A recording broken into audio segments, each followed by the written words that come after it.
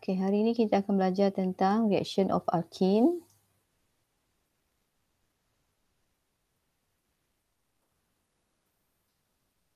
Okey, alkene adalah more reactive than alkene. Alkenes are more reactive than alkene because alkene are unsaturated. Alkenes are unsaturated, which contain carbon-carbon double bond, whereby the double bonds consist of pi bond and sigma bond. Jadi pi bond tu much weaker bond, because pi bond yang saya dah mention sebelum ni, dia adalah hasil daripada pertindihan orbital secara sideways. Jadi elektron pi itu adalah weakly attracted to the carbon, the nucleus of the carbon. Okay, elektron pi itu agak lemah ditarik oleh nukleus karbon. Dan elektron tu adalah delocalized, tidak setempat. Maksudnya elektron tu bebas bergerak. Jadi dengan itu dia adalah lebih mudah untuk diputuskan. Okey.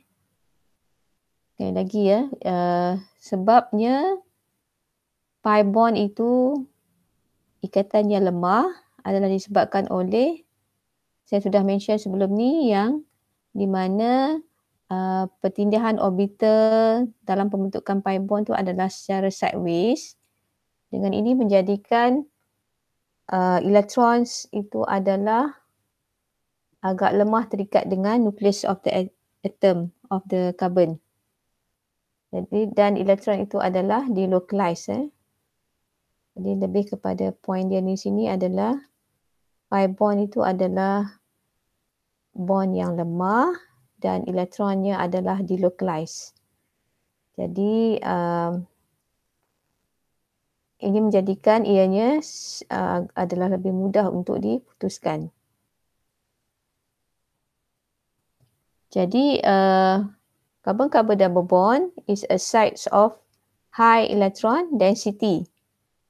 Jadi oleh kerana carbon-carbon double bond ni adanya pi bond, jadi di situ adalah mempunyai ketepatan elektron yang tinggi lah. Di pi bond itu, di carbon-carbon double bond adalah kawasan yang mempunyai elektron pi, adanya pi bond.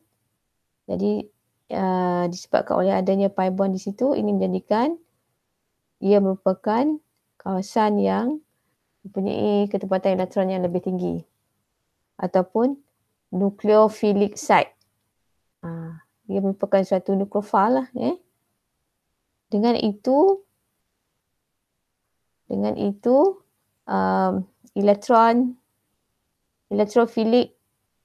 electrophile akan senang menyerangnya. Okay. Pi bond merupakan kawasan yang ketepatan elektron tinggi, suatu nucleophile. Dengan itu electrophile akan menyerang nucleophilic site. Jadi reaction alkene adalah electrophilic addition dan ia memenuhi peraturan Markovnikov rule. Okay, untuk reaction of alkene, ia memenuhi Markovnikov rule. Okay, di sini saya tunjukkan secara ringkas. Alkene bila bertindak balas dengan reagen, contohnya saya tunjukkan sini A, B. Jadi A dan B ni akan masuk pada karbon-karbon yang double bond, maka dengan itu tinggal single bond. Jadi berlakunya addition daripada double bond, kemudian double bond itu pi bondnya break, maka dengan itu reagen tu akan masuk pada karbon-karbon double bond buat ikatan. Okay. Jadi ini yang dikatakan addition. Reaction sebegini adalah jenisnya adalah addition. Addition reaction. Lebih spesifiknya dia adalah electrophilic addition. Okay, kenapa electrophilic? Tadi di atas kenyataan di atas tadi dinyatakan sekiranya karbon-karbon double bond ini mempunyai pi bond. Jadi dia merupakan nucleophilic site. Mempunyai ketepatan elektron yang tinggi. Dia adalah suatu nukleofil. Jadi karbon-karbon double bond adalah nukleofil. Reagen yang bertindak balas dengan alkin yang merupakan nukleofil mestilah electrophile. Jadi H, contoh di sini adalah HCl. Jadi H tu yang merupakan H plus tu merupakan electrophile. Sebab itu tindak balas kita namakan dia electrophilic addition. Berdasarkan reagen yang tidak balas dengan bahan organik kita alkin, ia merupakan suatu electrophile, iaitu H misalnya, HCl. Jadi, tindak balas ini dinamakan electrophilic addition. Tindak balas alkin adalah electrophilic addition.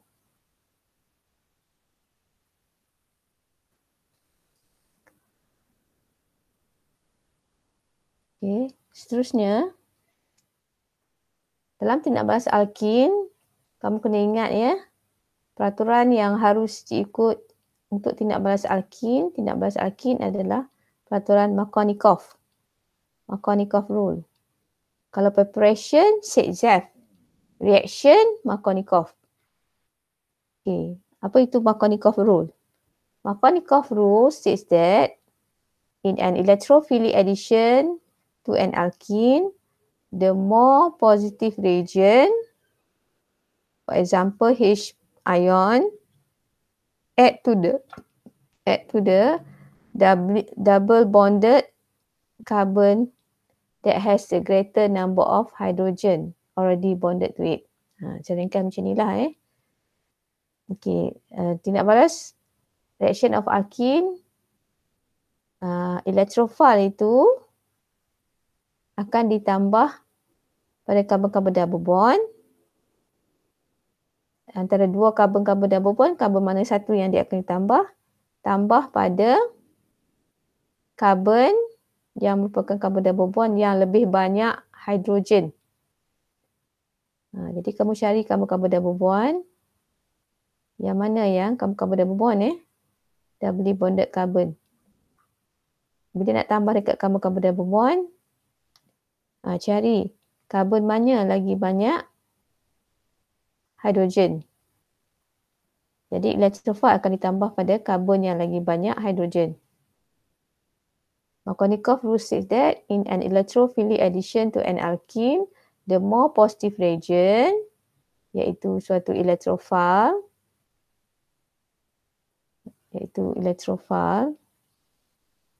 electrophile itu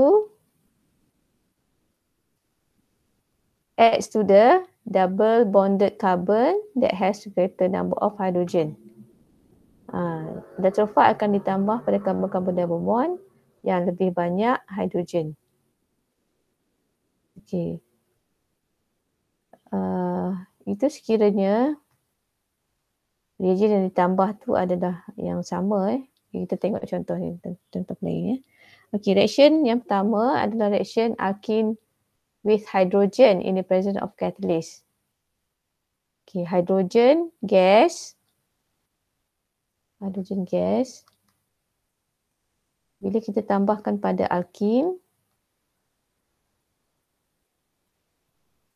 kita memerlukan catalyst, iaitu platinum, palladium ataupun nikel untuk tindak balas di mana alkene tu akan ditukarkan kepada alkin. Alkin jadi alkin. Bila kita tambah dengan hidrogen terhadap alkin. Daripada unsaturated become saturated with hydrogen.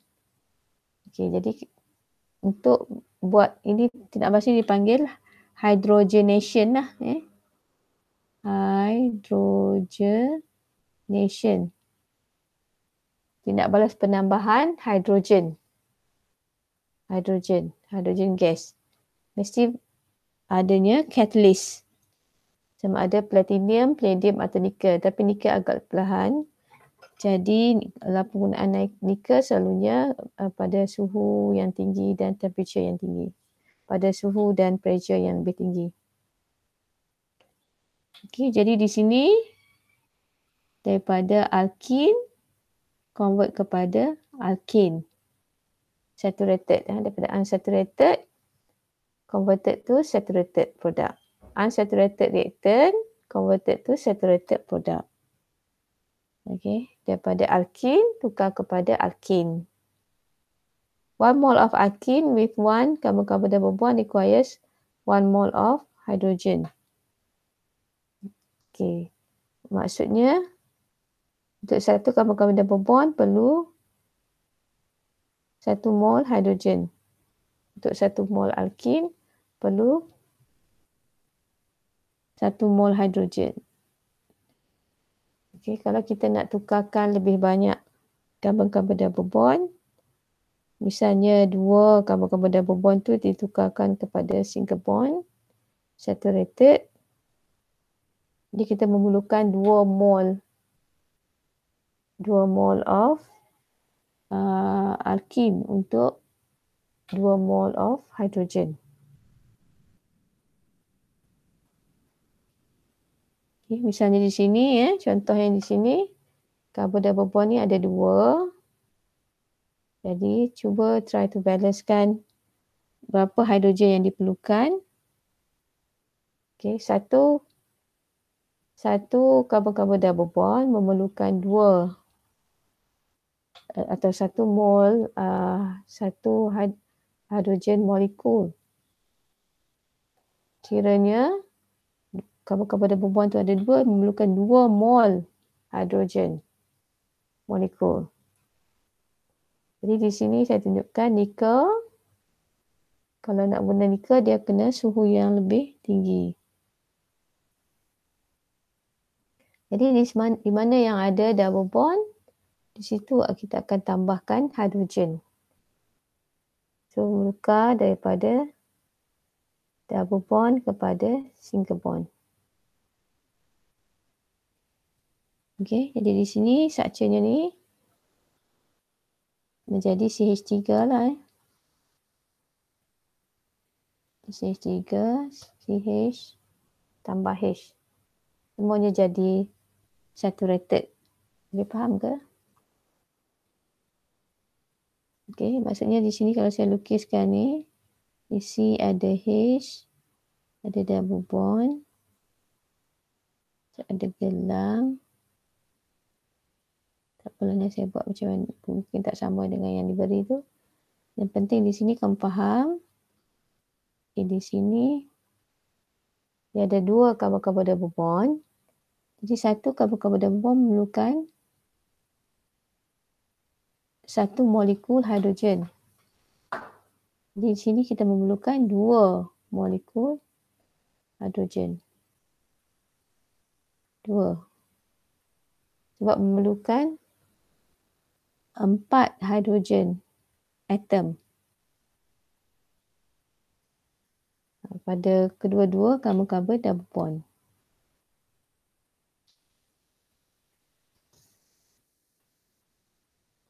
Okey, seterusnya sekiranya kamu diberi soalan untuk membezakan antara alkene dengan compound yang lain. Okay, misal di sini kamu telah membuat eksperimen nak bezakan alkin dengan alkin, untuk kamu buat tindak balas, kamu mungkin buat tindak balas dengan halogen.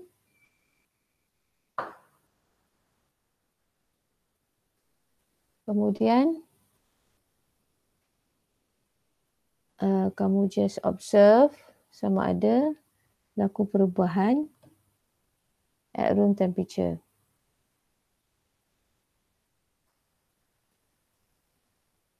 Okey, jadi tindak balas alkin dengan halogen. Halogen akan memecahkan ikatan pi dan akan attach pada karbon-karbon double bond secara electrophilic addition. Okey, di sini bromin bila ditambah pada karbon-karbon double bond jadi seperti itu.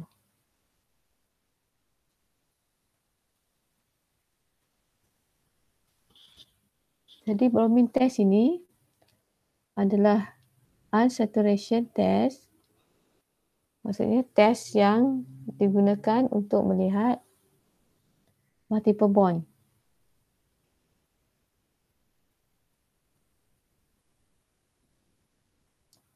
Jadi untuk ujian alkin dengan bromin dalam inert solvent, reaction ni dinamakan electrophilic addition.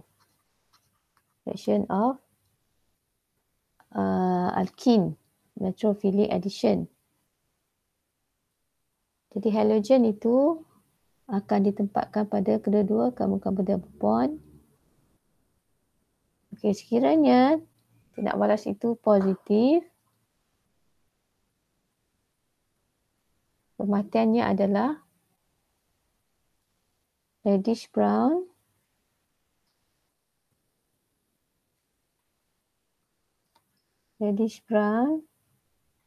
color of bromine,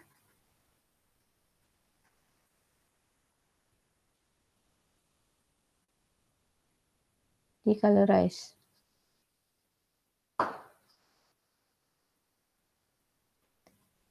Okay, itu perhatian yang sekiranya reaction itu adalah positif.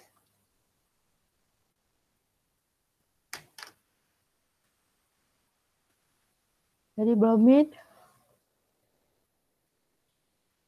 akan masuk pada karbon-karbon double bond. Jadi akan membentuk solution yang colorless. Okey. Alkin juga